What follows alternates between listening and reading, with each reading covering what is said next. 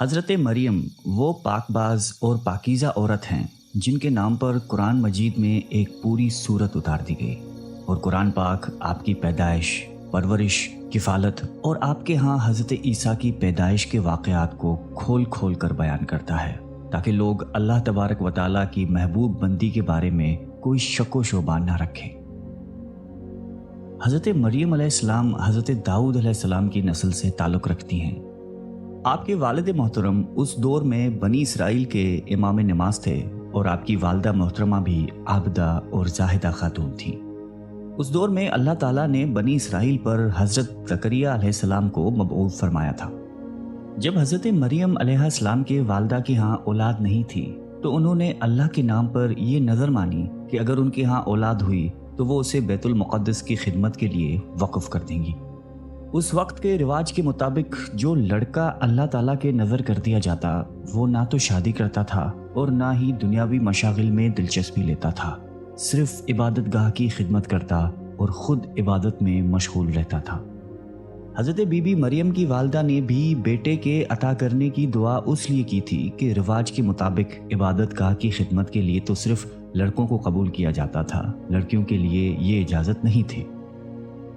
چنانچہ بیٹے کی جگہ جب بیٹی پیدا ہوئی تو ماں کو یہ فکر ہو گئی کہ اس کی نظر قبول نہیں ہوگی، کیونکہ دستور کے مطابق لڑکی نظر کرنے کی ممانعت تھی۔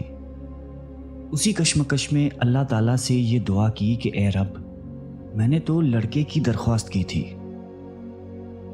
لیکن جو اللہ تعالیٰ کی ذات بابرکت کا علم ہے وہاں تک انسانی سوچ کیسے پہنچ سکتی ہے؟ اللہ تعالیٰ نے جس لڑکی کو پیدا فرمایا تھا اس سے دراصل مقدس ماں بنانا مقصود تھا، جس میں سے ایک عظیم الشان مبارک و مسعود بیٹے نے پیدا ہونا تھا جو پیدائشی نبی تھا۔ بہرحال حضرت مریم کی پیدائش ہو جاتی ہے اور مدت رضاعت ختم ہوتی ہے تو آپ علیہ السلام کی والدہ محترمہ آپ کو بیت المقدس لے جاتی ہیں تاکہ مجاوروں کے سپرد کر کے اپنی منت پوری کریں۔ وہاں مجاور جھگڑنے لگتے ہیں، ہر کوئی یہ چاہ رکھتا ہے کہ حضرت مریم کی کفالت اس کے سپرد کی جائے۔ پھر یہ فیصلہ ہوا کہ مجاورین وہ قلم جس سے وہ توریت لکھتے تھے پانی میں چھوڑ دیں، جس کا قلم پانی کے بہاؤ میں بہنے کی بجائے الٹا بہے وہی حضرت مریم کی کفالت کا حقدار ہوگا۔ اس مقابلے میں حضرت زکریا بھی شامل تھے۔ ان کے قلم کو اللہ تعالیٰ نے پانی میں بہاؤ کے الٹے طرف بہایا اور ان کی پرورش کے حقدار ہو گئے، اور بی بی مریم کو اللہ کی منشا کے مطابق حضرت زکریا کی کفالت میں دے دیا گیا۔ حضرت زکریا کی بیوی حضرت مریم کی خالہ لگتی تھی، اس لیے ان سے بڑھ کر ان کی پرورش اور کون کر سکتا تھا۔ اسی طرح حضرت مریم بیت المقدس میں رہائش پذیر ہو گئی۔ آپ کے لیے ایک کمرہ مخصوص کر دیا گیا جہاں حضرت زکریا کے علاوہ اور کوئی نہیں جا سکتا تھا۔ آپ دن رات اللہ تعالیٰ کی عبادت میں مشغول رہتی تھیں۔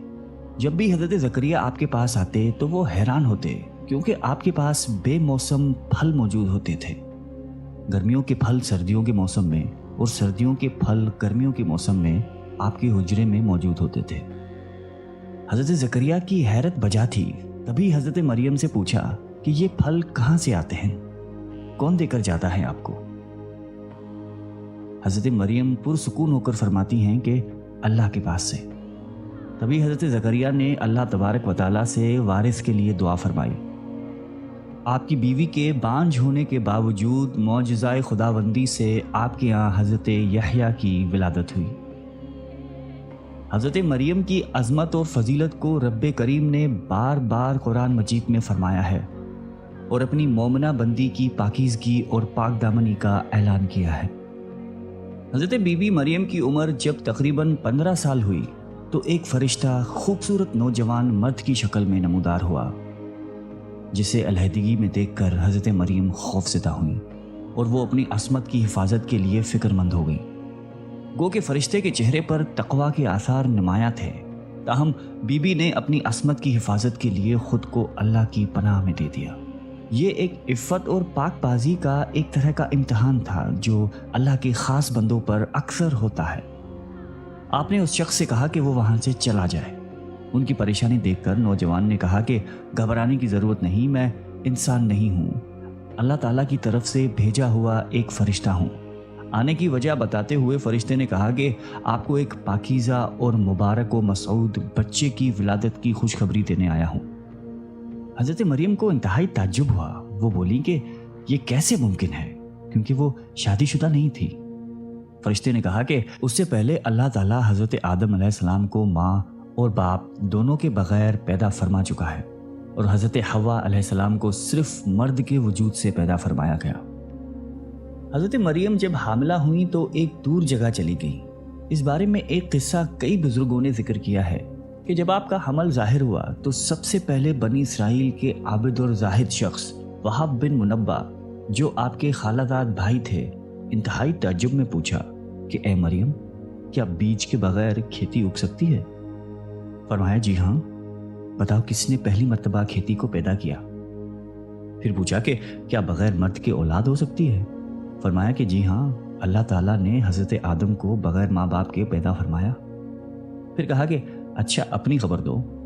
حضرت مریم نے فرمایا کہ اللہ تعالیٰ نے مجھے خوشخبری دی ہے اپنی طرف سے ایک نشانی، جس کا نام مسیح عیسیٰ بن مریم ہوگا، دنیا اور آخرت میں صاحب مرتبہ ہوگا اور لوگوں سے بچپن اور بڑھاپے میں کلام کرے گا۔ محمد بن اسحاق فرماتے ہیں کہ جب حضرت مریم کے حاملہ ہونے کی خبر بنی اسرائیل میں عام ہو گئی تو بہت سے افراد نے حضرت زکریا کے گھر آنا جانا بند کر دیا اور آپ پر الزامات اور بہتان لگانے لگے۔ حضرت مریم نے لوگوں سے علیحدگی اختیار کر لی اور دور تنہائی میں چلی گئی۔ جب حمل کا درد شروع ہوا تو آپ نے ایک درخت کا سہارا لیا اور ان کے نیچے بیٹھ گئی۔ درد سے بے چین اور بدنامی کا خیال، آخر گھبرا کر کہنے لگی کہ کاش میں پہلے ہی مر گئی ہوتی اور بھولی بسری ہو گئی ہوتی۔ بے سر و سامانی کی اس مشکل وقت میں اللہ تعالیٰ نے حضرت مریم کے قدموں کے قریب ایک نہر جاری کر دی اور ندا آئی کہ پانی پیو اور کھجور کھاؤ تاکہ جسم کو قوت پہنچے اور پھر اپنی اولاد کو دیکھ کر آنکھوں کو ٹھنڈک پہنچاؤ۔ اسلام آنے سے پہلے بولنے کا روزہ رکھنا عبادت میں داخل ہوتا تھا، یعنی صبح سے رات تک کسی سے بات نہ کرتے۔ بعد میں یہ حکم منسوخ ہو گیا، لہٰذا حضرت مریم کی پریشانی دور کرنے کے لیے کہا گیا تھا کہ تم سے کوئی شخص اس بچے کے بارے میں پوچھے تو اشارے سے کہہ دینا کہ میں نے چپ کا روزہ رکھا ہے۔ جب حضرت مریم کو کچھ تسلی ہوئی اور حضرت عیسیٰ علیہ السلام پیدا ہوئے، پھر آپ اپنے بیٹے کو قوم کے پاس لے آئیں۔ قوم کے لوگ آپ کے گود میں بچہ دیکھ کر غضبناک ہو گئے اور آپ کی عبادت گزار اور پاکیزہ خاندان کا حوالہ دیتے ہوئے آپ سے بدگمان ہوئے اور الزام لگانا شروع کر دیا۔ جب حالات بہت تنگ ہو گئے اور سوچ سمجھ کے دروازے بھی بند ہو گئے، صرف توکل کا مدار اللہ کی ذات ہی رہ گئی، تب حضرت مریم نے بچے کی طرف اشارہ کرتے ہوئے کہا کہ اس بچے سے بات کر لو، تمہارے سارے سوال کے جواب یہ بچہ دے گا۔ سرکش لوگوں نے کہا کہ بھلا یہ دودھ پیتا بچہ ہمارے سوالوں کے جواب کیسے دے گا، ہم کیوں کریں اس سے گفتگو؟ قوم کا یہ کلام سن کر حضرت عیسیٰ نے تقریر شروع کر دی، جس کا ذکر اللہ تعالیٰ نے قرآن مجید میں یوں فرمایا ہے، اور جب بچے نے فرمایا کہ میں ہوں اللہ کا بندہ، اس نے مجھے کتاب دی اور مجھے نبی کیا، اس نے مجھے مبارک کیا، میں کہیں ہوں، مجھے نماز و تقوی کی تاکید فرمائی، جب تک میں جیوں اپنی ماں سے اچھا سلوک کرنے والا اور مجھے زبردست بدبخت نہیں بنایا، اور سلامتی ہے مجھ پر جس دن میں پیدا ہوا اور جس دن میں مروں اور جس دن زندہ اٹھایا جاؤں گا۔ حضرت عیسیٰ علیہ السلام کی زندگی کے متعلق اسرائیلی روایات میں بے شمار واقعات موجود ہیں۔ ان میں سے ایک انجیل میں ہے جو حضرت وہب بن منبع سے مقتول ہے۔ حضرت عیسیٰ کی ولادت کے شب فارس کے بادشاہ نے آسمان پر ایک نیک ستارہ روشن دیکھا۔ نجومیوں سے دریافت کیا تو بتایا گیا کہ اس ستارے کا طلوع کسی عظیم الشان ہستی کی پیدائش کی خبر دیتا ہے جو ملک شام میں پیدا ہوئی ہے۔